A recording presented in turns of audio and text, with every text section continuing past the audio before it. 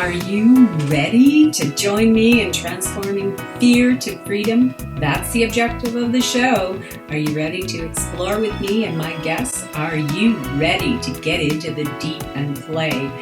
This is where it's at, and that's what it's all about. No medical advice here. Use discernment and decide for yourself if the information is right for you.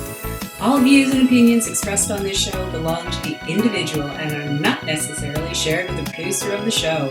Want more details? Go to letsgetrealchattingwithcatherine.com. Now let's get real and have some fun. Who are we going to explore with today?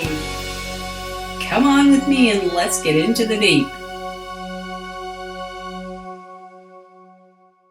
To Let's Get Real, Chatting with Catherine. I am your host, Catherine Whalen-Costin, and I'm so delighted to be a media partner for the International Kinesiology Conference 2015 being held in Banff, Alberta, Canada. Open to the public, registration is still happening, and you can get all the information on that at celebrate2015.com. I'll put the link back. One of the speakers who is going to be presenting at the conference is my guest today, and her name is Patricia Lemer, and she is the author of Outsmarting Autism, advocating for families of children with special needs. Boy, do they need advocates. She is passionate about determining underlying causes of developmental delays and not just treating symptoms. She discourages labeling and specializes in combining developmentally appropriate practice with sound therapy. She is the co-founder of the nonprofit Developmental Delay Resources and board chair of Epidemic Answers. And I know we're all looking for answers for sure. So let's get into this chat today with Patricia Lemer and see what else she's got going on and what kinds of information and insight she can share with us. All right. So what a pleasure to be able to bring to you one of the speakers from the International Kinesiology Conference 2015 being held in Banff, Alberta, Canada.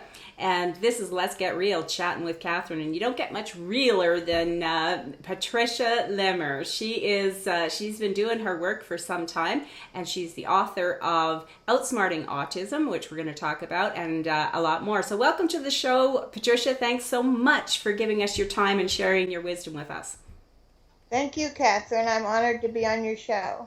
It's wonderful. It's wonderful. I think there's a lot of people who are going to really be interested in this topic and in what you've experienced. But let's just to get people a little bit more familiar with what you do and how you came to what you do. I understand. I have listened to you talk on some other people's shows, and it sounds like you've been doing this for a long time. But when you first, can you take us back to, like, were you in social work to begin with, or how did that sort of transpire?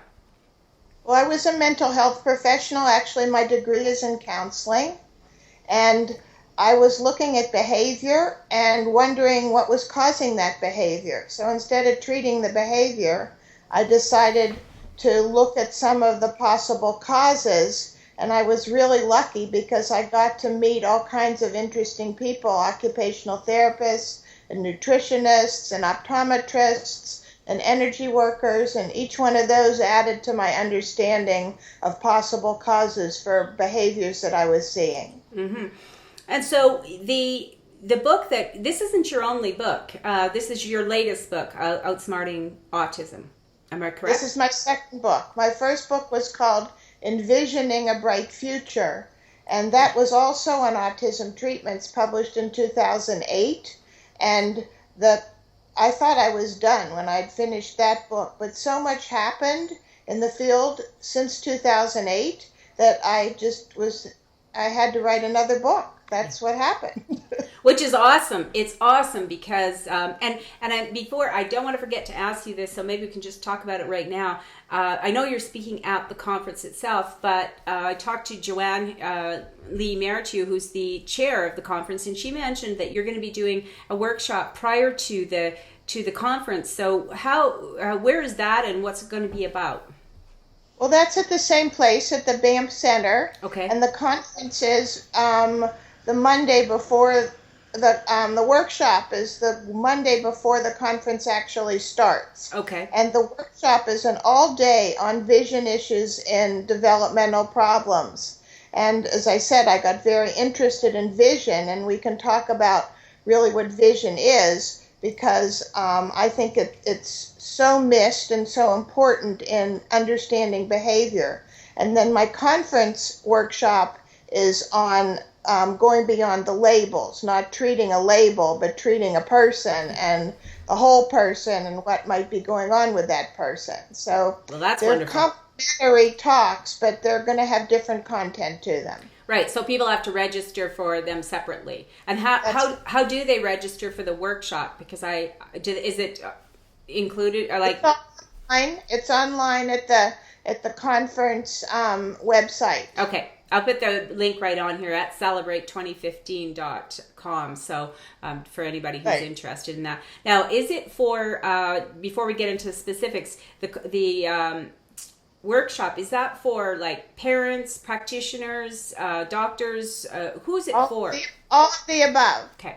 Anybody who's interested in changing behavior, and who has seen some of the visual symptomology, like many of the kids don't give you good eye contact, or they do what's called visual stims, where they wiggle their fingers in front of their eyes, or they might squint, or they might look to the side. All of those are visual symptoms which tell you that something's going on between the eyes, and that the two eyes might not be working together, or the eyes and the brain might not be working together. But it's not about eyesight. And one of my pet peeves is when somebody says, oh, he has visual stims, or he doesn't give you good eye contact because he's autistic. Right. Well, just the opposite is true. He's autistic because his visual system isn't working very well. Wow, that's profound. It's very profound, and people don't understand that if you have double vision, for instance, or if your brain is trying to process information and it's doing so inefficiently, that might cause you to be anxious, or it might cause you not to be able to look at somebody and focus on them because the brain is stressed out trying to focus on you. That's huge. That's a huge breakthrough in understanding, really and truly, because that is one of the things you hear very often. Oh, don't try to look at them, and that makes them uncomfortable, or don't, it's like, okay, but are we really dealing with this person? How do you connect with a person when you're actually, like you say, you're just kind of responding to symptoms instead of the whole person? How did you come upon this? Around those, and there's a couple of really profound pieces of that. If the person isn't looking at you, for instance, you have poor eye contact, and your goal, your IEP goal or your therapy goal is to increase eye contact. If you insist that person look at you, and you actually reward him for looking at you, you're really stressing the person more, because that lack of eye contact is that person's way of coping with poor vision. That is, he's saying, okay, if I see two heads and I look at the ground instead of looking at you, I can think, I can process what you're saying. But if you're forcing me to look at you and I'm seeing two of you, or your head's moving around, you're adding more stress, and I'm not able to think, and I'm not able to process what you're saying.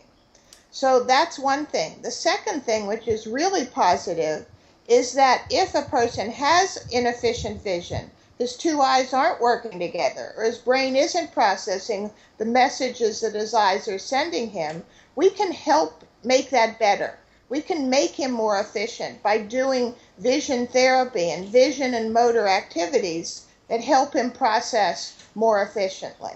So when as a parent or doctor, when does this present? Is it when would a person recognize that the child isn't making eye contact? When do we see that in development? Very, very young, under 6 months. A baby should be looking at you. Okay, yeah. And so for part of the what you're doing is to bring this information to people, but you're doing your workshops is to help people to understand it's happening. But then where do they go from there? Once, even watching this, people going, oh, wow, that's like, then what? Because I can imagine it's like, what? There's something you can do? So there's a lot of things that make vision not work. So you say, well, poor vision may be the cause of the lack of eye contact. But if that baby has nutritional deficits or toxicity, that also could be preventing those eyes from working together. So you have to keep peeling the onion and getting lower and lower and lower into the symptomology to figure out where to go. But if your baby isn't interacting, of course you're going to go to a mental health professional, a psychologist, a social worker. And that's why we're trying to train mental health professionals in looking at some of the symptomology and what some of those causes might be. Right.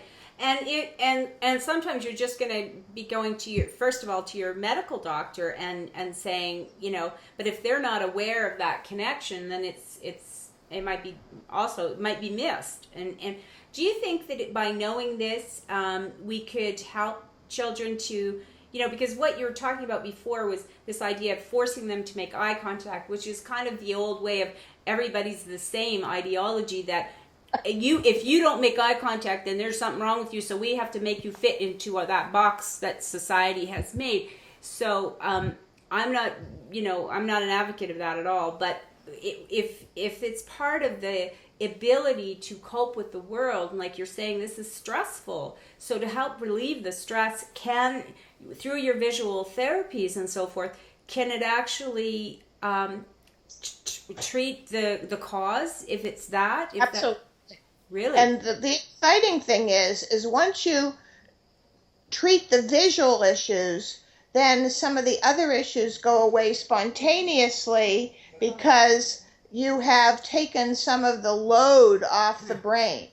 Sure. And in my book, I call this total load theory, and I steal that term from engineering. So if you have an 18-wheeler truck that goes across a bridge and that bridge collapses, you don't know what made that bridge collapse. You can't blame the truck driver. You can't blame the trucking company because so many stressors, including the weather and the design of the bridge and the ship that went smashing into the moorings of the bridge, all of those things weakened the bridge before that straw that broke the camel's back made that bridge collapse. Right. And lack of eye contact is like a bridge collapsing. A child who is not looking at you has a lot of things going on. It may be a binocularity problem. As I said, it may be a toxin problem. It may be a nutritional problem.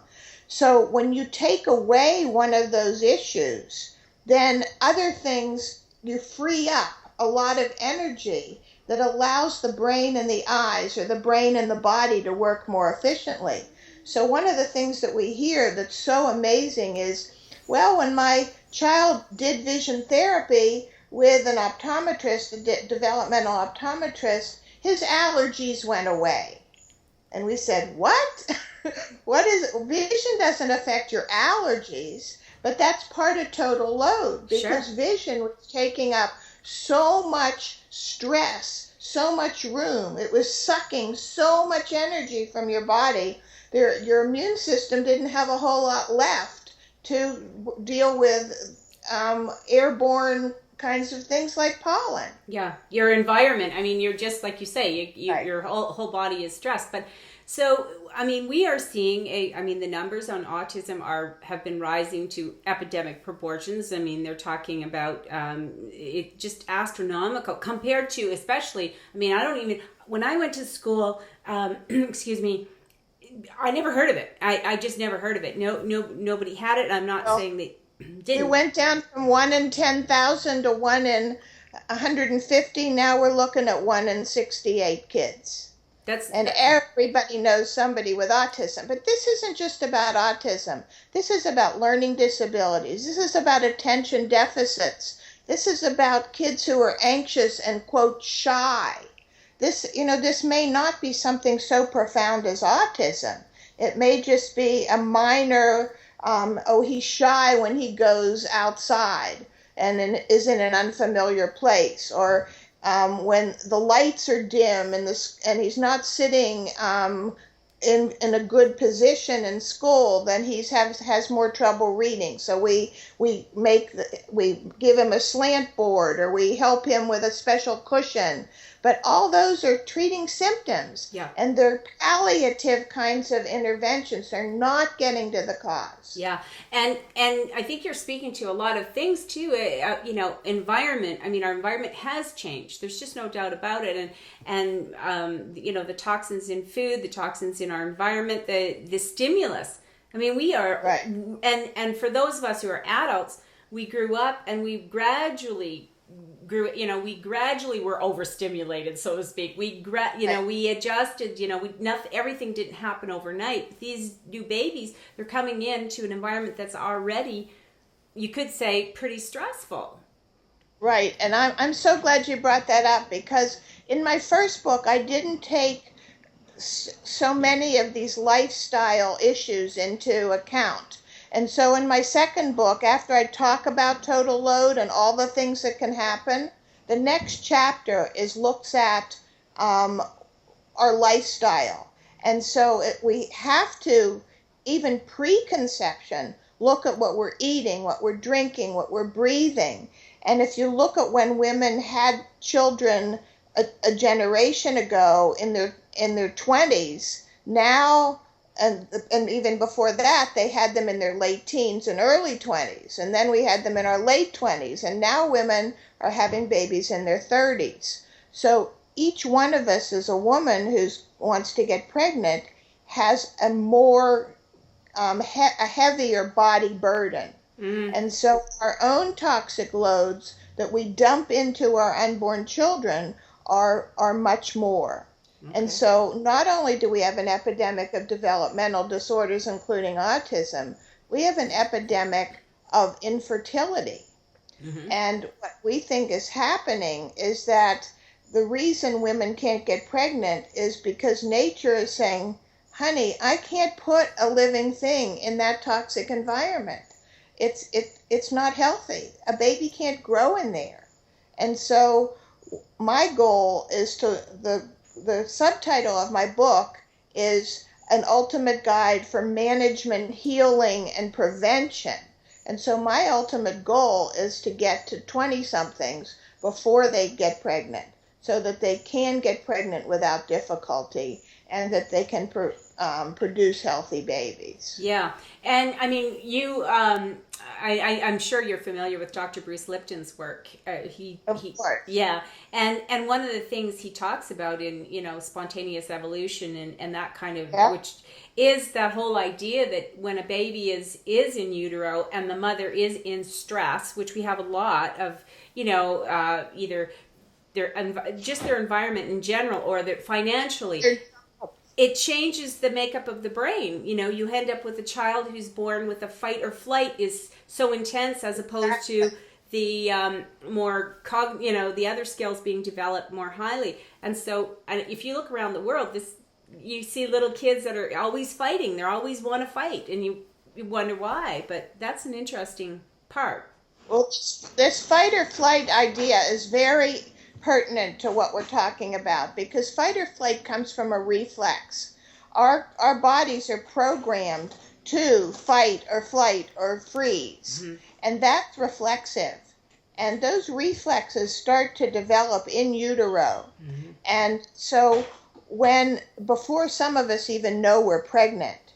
And so it's really miraculous when you think about reflexes, because you take an egg and a sperm, these two cells, and all of a sudden, as they grow and grow and grow and grow, in 9 months, you have a very highly programmed computer that has over 100 different reflexes. And those reflexes are in there, prepared to get that baby through the birth canal, out into the world, and from helpless to ambulatory. And it's like a symphony orchestra playing. Those reflexes have to play together, and to get things happening.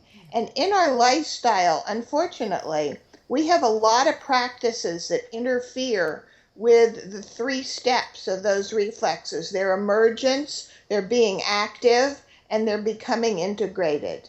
And everything from car seats and backpacks to putting mothers to bed during high-risk pregnancies to putting babies on their backs so that they allegedly don't get SIDS instead of putting them on their tummies like we used to. All of these practices, which are done for good reasons and often for safety reasons, these practices interfere with the 3 steps of reflexes.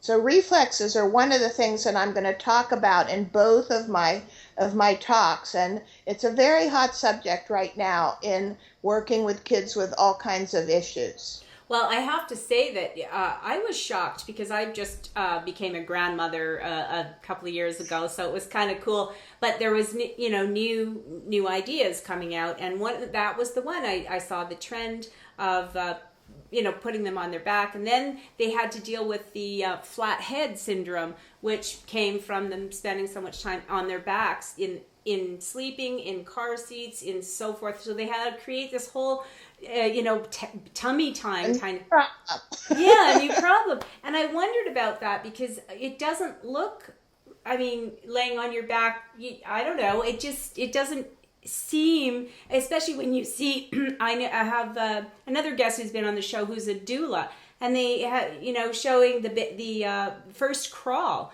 from when they're born, and they crawl up the mama's belly to get to the breast. They are crawling to do it. It's a birth crawl, right. But just the same, that looks so natural. And then you're thinking, well, why would you put them on their back? But I didn't know that it was stressful from your research, which I think is very stressful for a baby to be on its back. So a baby on its back is neurologically upside down. That baby is not where it should be neurologically and how it's been faced inward for 9 months. And what happens when a baby's on its tummy is that the eyes and the hands can coordinate so that baby is crossing the body's midline and developing bilaterality and binocularity. And the other thing that happens when a baby's on its tummy is for many, many hours a day, it's pushing on its hands. And so if you fast forward to kindergarten, you can ask any kindergarten teacher about what she's seeing in babies' hands. And she has class after class of babies with floppy hands. Wow. Because when they're backs, those hands are just wiggling around in space. They're not getting stronger. The shoulders are not, the whole forearm is not strengthening. So these kindergartners can't cut, they can't hold a pencil, and furthermore, then they've been on pads and tablets and computers, so they are not using that grip to hold an implement as much as they have in the past. Wow, I sure hope your information gets out there because you know what happens with new moms. Huge, Catherine. I know, and you get new moms, and they're getting told, as we did, information from everywhere. Oh, you have to do this, you have to do that, and so right. That's where. Who do they turn to? There's just so much information. The practitioners, the doctors, the doulas, the healthcare workers. They have to be informed. This is crazy. They do. And then another thing that happens when a baby is on its tummy, it's using some of the strongest muscles in the back of its neck and in its core to look up and to pull itself up. Those are the big, heavy, strong muscles in the back of the neck and developing that core strength. Yeah. When a baby's on its back, it's using these weak muscles to try to lift its head. And that's not working. Yeah. And that core is just lying there. So we're seeing all these floppy kids and all these kids who slouch in their chairs and can't sit up and do not have the core strength of last generation's babies. Wow, it's just such This is huge. It It really is, and I'm like more than grateful for you sharing this on my show, because I know that people are frustrated, and they're frustrated so much with, not just autism, but the other attention deficit, and kids can't sit in the chair, and they don't want to medicate their kids. I mean, but people do it because they're so frustrated. They don't know what else to do. And you can't look at the environment. I mean, I drive by playgrounds all the time, and they are virtually empty. I mean, they're empty. And kids, they're not getting that time outside. Just play without rules, without organization. Just they make them up themselves. So, I mean, it seems like there's... Playgrounds are different too. What we've done, again, under the guise of safety, playgrounds don't have swings anymore, some of them. They don't have those merry-go-rounds where you spin around anymore because they're, quote, dangerous. That was my favorite, that merry-go-round. It's symbolic for my whole life. And I know I've been to them, and it's like, well, where's that thing? And where's the, teeter-totter that you had to balance and stuff?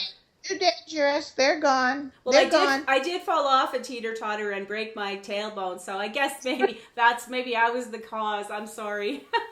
But so one of the reasons that playgrounds aren't so populated anymore is because a lot of them are boring. Yeah. But they're trying to spiff up playgrounds and make them more interesting. But playgrounds used to be dangerous not only because of the motor stuff, but because of the materials that they were made out of. Sure. We made them out of old telephone poles that were soaked in arsenic. And then kids who had pica, who ate dirt, then got poisoned by the playground. Yeah.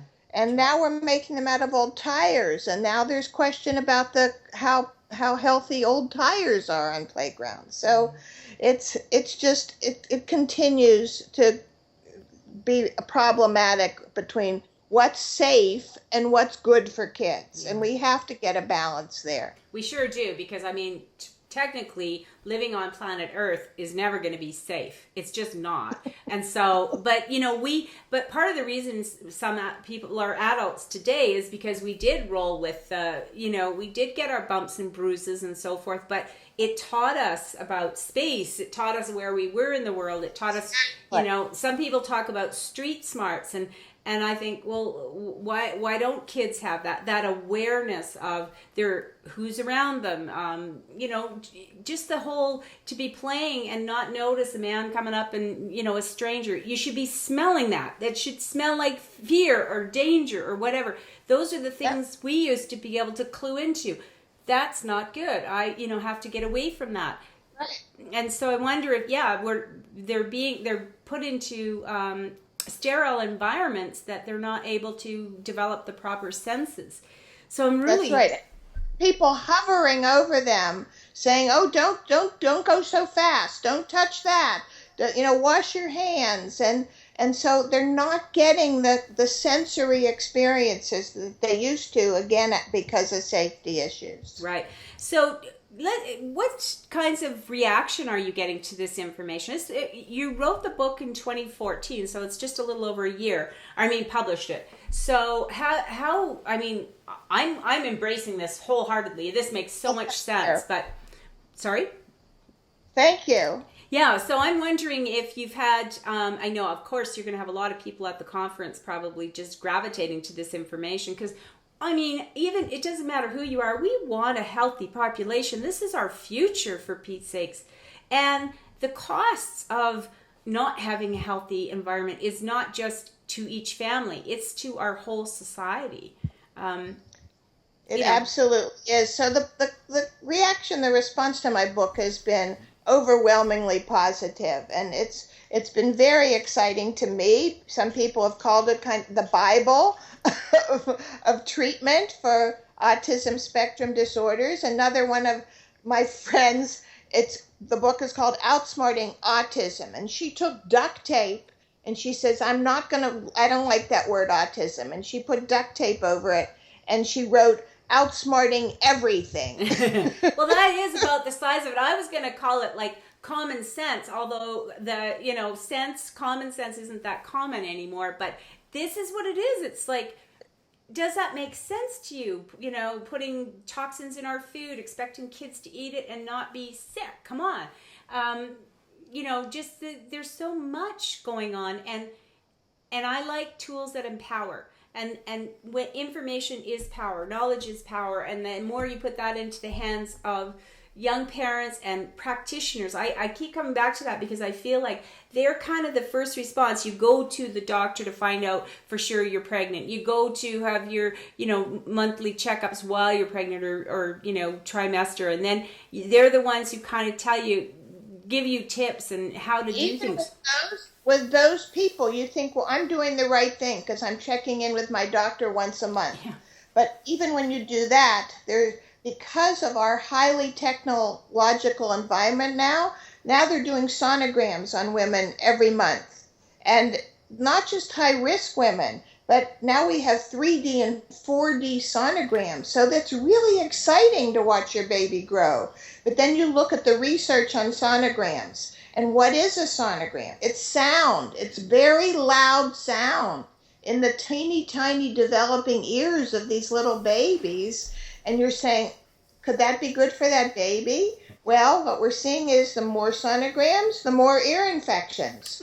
The more ear infections, the more antibiotics. The more antibiotics, the more strep infections. And so maybe we shouldn't be sonogramming every woman every month. And why are we doing this? We're doing it because it's a cash cow, and because we know how, and because it's fun to watch your baby grow. Yeah. But are we thinking about what's good for the baby? Yeah, well, so there was a time where something in secret, I mean, there's a reason it grows in the dark and not on the side of your shoulder, right? I mean, there's some things going on there that require that protective layer of, you know, I mean, you think about it, it's in your belly, but it's totally protected from the environment. So then why do we invade that environment? That's an interesting point. And it's a sterile environment in there. That baby is growing in a sterile environment where I now have the sun in my eyes here. I see that. Can you see me? I can. All right. So, the sun hasn't been out all day. Should I turn myself around? I don't know. Let's just leave it like this. So, one of the things that happens is when the baby is born naturally and comes through the natural birth canal and the mother's vaginal birth canal, that baby gets inoculated with bacteria, which becomes the baby's microbiome. And if that baby is born by a cesarean section, that doesn't happen to the baby. And so many of those babies develop all kinds of gastrointestinal problems early on.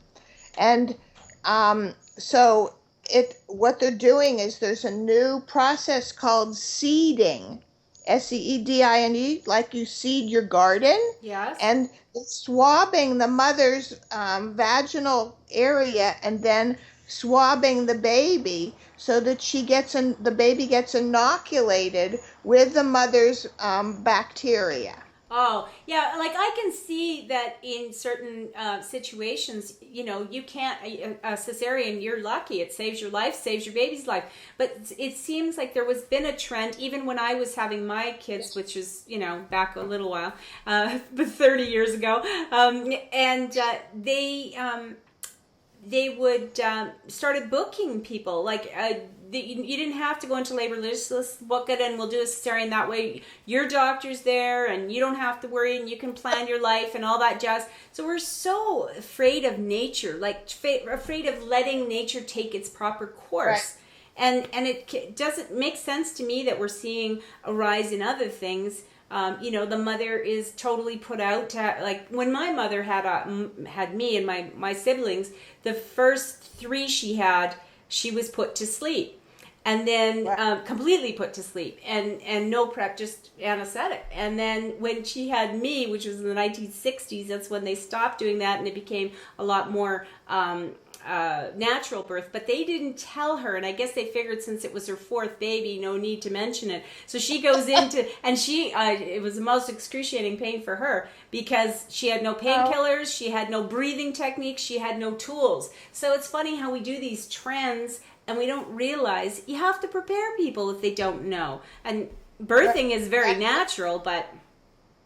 So we've covered a lot of what's in my book. Yes. And I just wanted to kind of organize it so that people know how I've presented it. When I was a counselor for so many years, one of the things that I got to be known for was what I called prioritizing therapies. And so working with kids with all kinds of labels has become kind of a business. You know, autism, unfortunately, is a business. And these poor parents are like in a candy store. You know, which therapies are the right thing for my kid? Should I put them on a gluten-free, dairy-free diet? Should I do hyperbaric oxygen? Should I do vision therapy? Do I need an occupational therapist?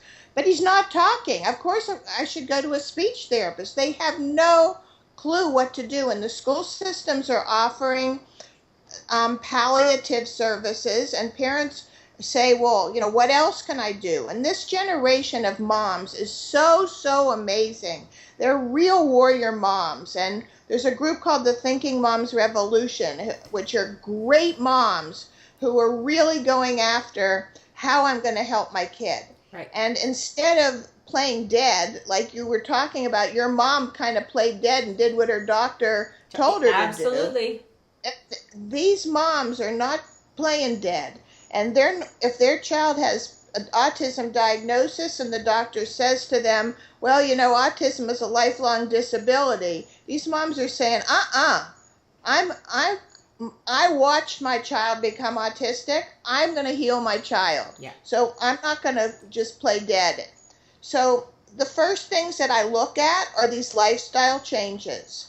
And what can you do at home with what you're eating, drinking, breathing, the products you're using, the personal care products, your cleaning products. Those are the things that I want you to look at and make sure that they are the healthiest, best things that you can possibly use. And then we look at food. And half of the beginning of the book is looking at what you are eating, the quality of your food, the kind of foods that you're eating. And if you look at this population of sick kids, it's like they were in collusion. They're all eating wheat and dairy products. They have cereal and milk for breakfast and pizza and grilled cheese for lunch and macaroni and cheese for dinner. And they didn't collude to do this. This is a phenomenon that's happening in our society. And we have got to get real food back into the diets of these unhealthy kids. And as soon as we add leafy green vegetables and good quality fruits, and we add some cruciferous vegetables, and get mom to work and cook or dad in the kitchen and not eat out and not buy prepared foods, these kids get much healthier. And so we have to look at our food, and then we have to look at supplements to the food, because we can't get everything we need from our food. No. So many of these kids are so nutritionally bereft. They're calcium deficient, they're magnesium deficient, they're essential fat deficient because fats became a dirty word. And the brain is made of fat. And our nervous system is myelinated with fat. It has a sheath around it which protects those nerves from sparking and making seizures. And so many of our kids have seizure disorders. So we've got to get good quality fats from fish. Grandma, who served us cod liver oil, she was right. And we've got to get back to eating good fish. We don't even have to hold our noses anymore, and we don't have to burp from cod liver oil anymore, because there's so many wonderful products out there. So as I said, the very first half of the book is on food and supplements and getting rid of the toxins that are in our bodies, using food as medicine. And we can do that. It's something practical we can do. It's empowering. You're putting it back into the hands of the parents, you know. Yeah. And you know, maybe we need to revisit because several generations never learned to cook. But, you know, it's not, but it's true. And, you know, that's okay. But now, if you're watching this now, you go, maybe I need to learn to cook. It isn't that hard, and there's usually someone who's willing to help you learn. And there's so many courses now. There's a woman named Julie Matthews who's a wonderful autism specialist nutritionist. She has videos all over the internet on how to cook and awesome. How to prepare healthy meals. And then we get into that, and so that's the first part of the book. That is step 1 of my 5 steps to management, healing, and prevention. Okay. Step 2 covers the reflexes that we talked about, and the traumatic births if a baby had a cesarean section. And we want to get those babies structurally sound, and we use a chiropractor or an osteopath or a craniosacral therapist or somebody who understands the relationship between the muscles and the joints and the organs and the fascia, and can get that baby in back to balance. Then the third step is the sensory information, where we would look at an occupational therapist and we would look at the 7 senses. And then I pull out vision as what has to become the dominant sense, and how to get people to understand the role of vision in development, in behavior, in personality, and how to find a developmental or a behavioral optometrist that can work with you. Yeah. And that is going to be that whole workshop, that all-day workshop. And then not until step 4 do we actually talk about talking and socializing and learning. And those, unfortunately, are the 3 things that parents value the most. They want their kid to have friends. They want him to communicate. They want him to say, I love you, and give you hugs. And they want them to be able to read, write, and do math. But for 2/3, 3/4 of the book, we put the foundations for talking and learning and being social. And we can't jump right into those things. And unfortunately, that's what our schools do. And that's what our doctors send them to do. They send them to the speech pathologist. They send them to the psychologist and the social workers. And they put them on baby Einstein and ridiculous computer programs that are teaching ABCs to 2- and 3-year-olds.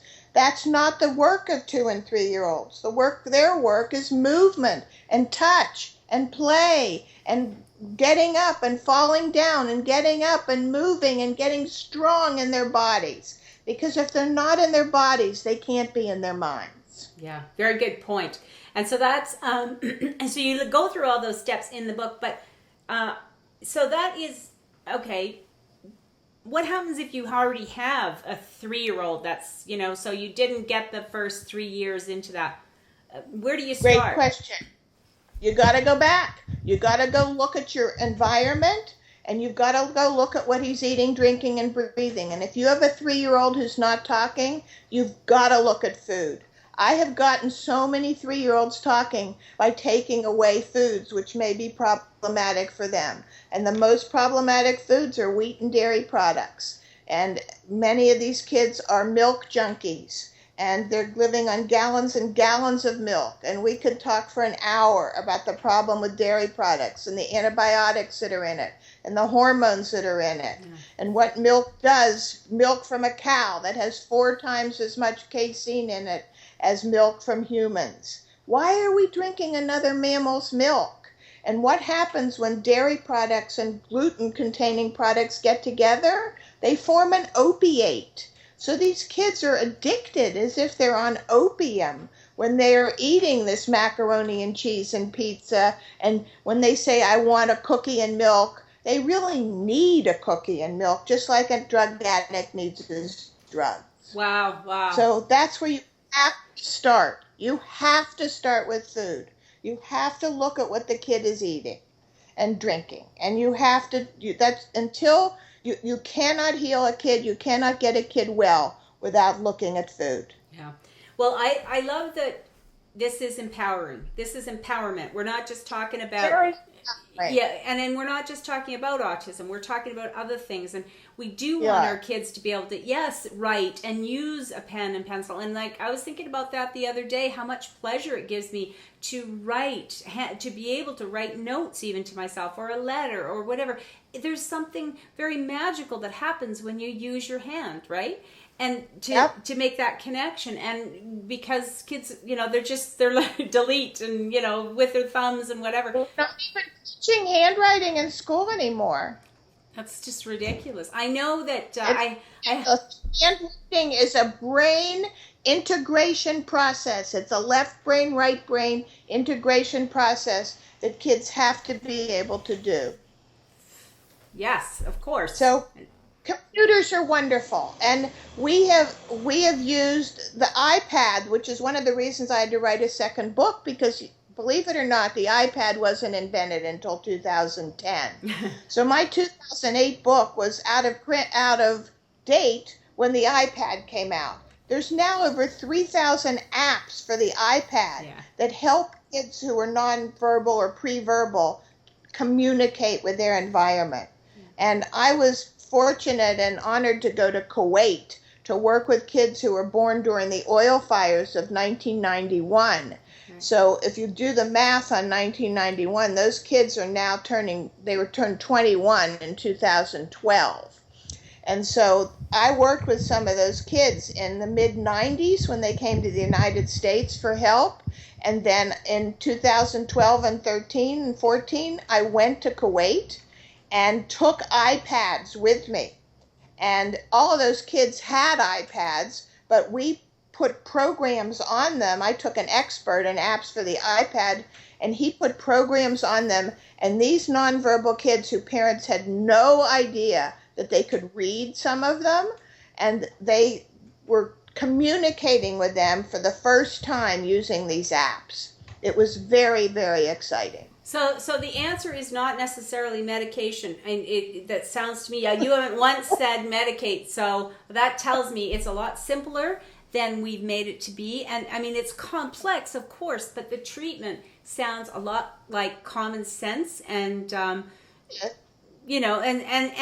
it's in the hands of you, the parent. It's in the hands of us. And some of this, what you're talking about, it's empower the parents. Yeah, and some of these things that you're talking about, apply to even if you haven't got a child that's labeled with anything, or even as an adult. I mean, we are doing a lot more sedentary jobs and so on. And you look at Alzheimer's. I mean, I'm not trying to draw that for you, but for me, this makes sense. Like, why do we used to have people living into their elderly years, and we're still they were the wise ones, and they were capable. What's interesting is families that have autism in their families also have Alzheimer's. And the commonality is the inability to detoxify.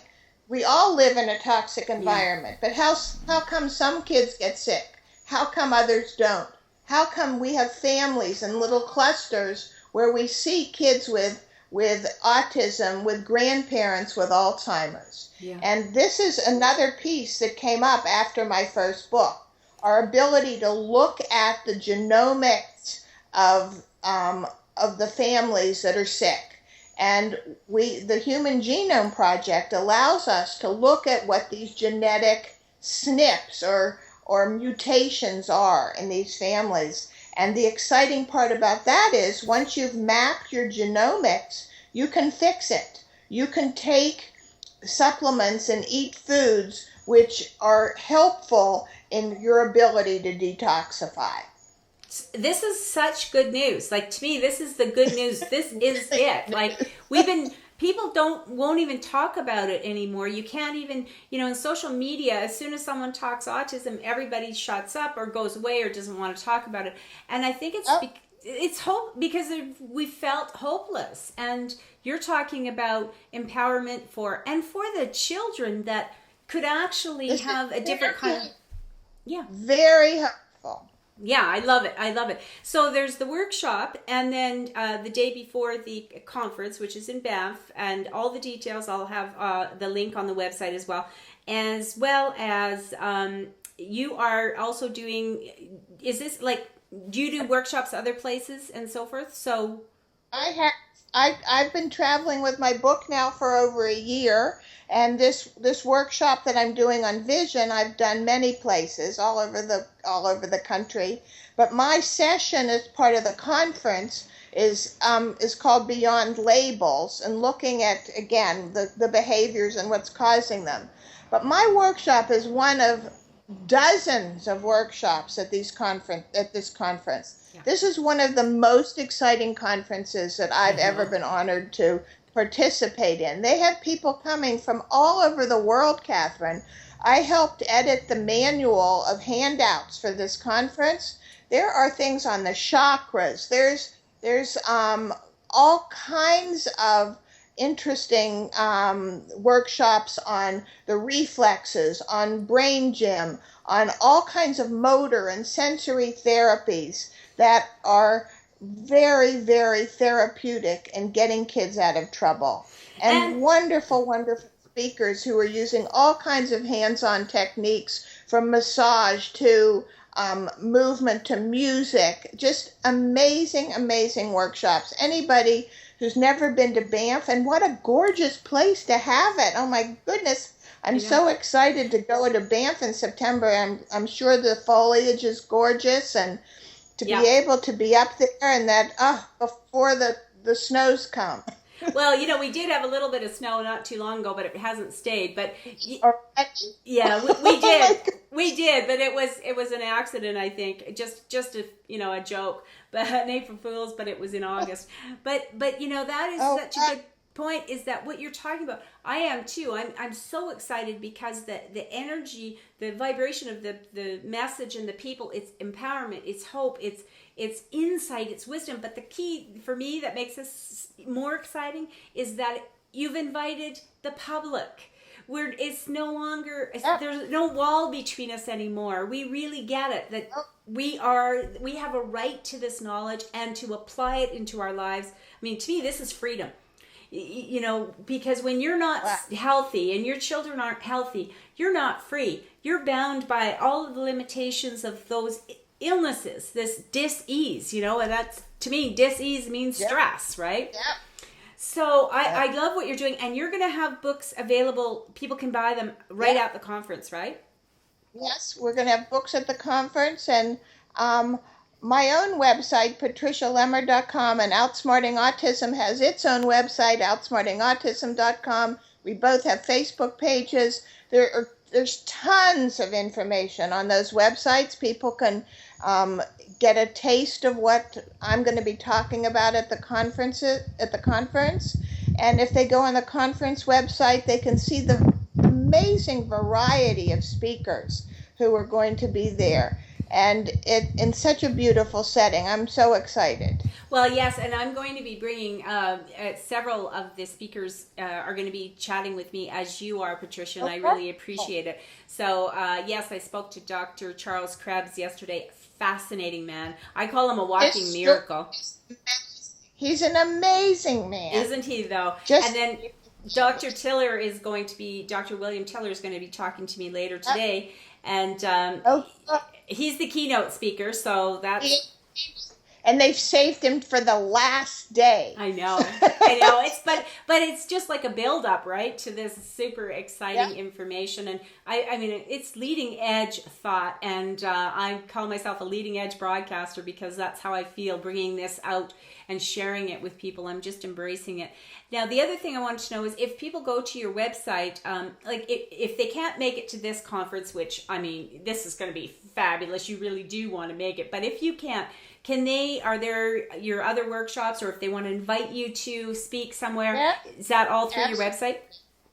Yep, and there's a lot of workshops. There's everything from 10 to 15-minute clips of my talks to there's 2-hour workshops that are available on my website and on Outsmarting Autism too. Yeah, that's fantastic. And I'm just thinking for, practitioners or, parent PTA groups or people that want to bring this information out to the world, just to make sure they have all of the tools. Well, I super appreciate you chatting with us. Is there anything else you feel we haven't talked about that you really want to say to everyone listening?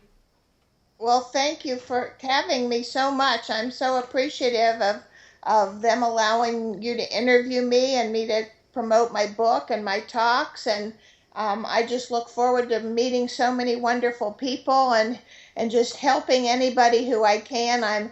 I'm basically retired, and I've never been so busy as I am now. But it's every child for me, every family for me is like a puzzle. I just love to try to peel the onion back and figure out what's going on. You know, they say when you see a child with autism, you've seen one child with autism. And when you've seen one child with a disability, every child is different. And that's what makes it so much fun for me. I don't know if you've ever played cards with 52 cards in a deck. Every hand is different. And that's what it is for me working with kids, is trying to figure out where do you start and where do you go and how do you peel this onion back to get the most information. Yeah, and offer them hope. Yeah, and offer them these tools to really thrive. We're not just here on the planet to barely get through it. I mean, there's only one way off the planet. So we're not going to survive it. But while we're here, let's thrive. Let's just eat it up. Let's thrive. Yeah. Absolutely. Yeah. So it's a great way to leave it. I love it. Yeah, let's thrive. Don't want to thrive. Let's thrive. Let's do that. For sure. And I look forward to meeting you at the conference. I'm going to be on site. That's another juicy part of it. Yeah, so we're going to be bringing some of the highlights of the conference to people, and so that we can, share this. Yeah. All right. Well, thank you, Catherine. I really appreciate it, and I can't wait to meet you. Sounds great. And for everyone else, subscribe to the YouTube channel.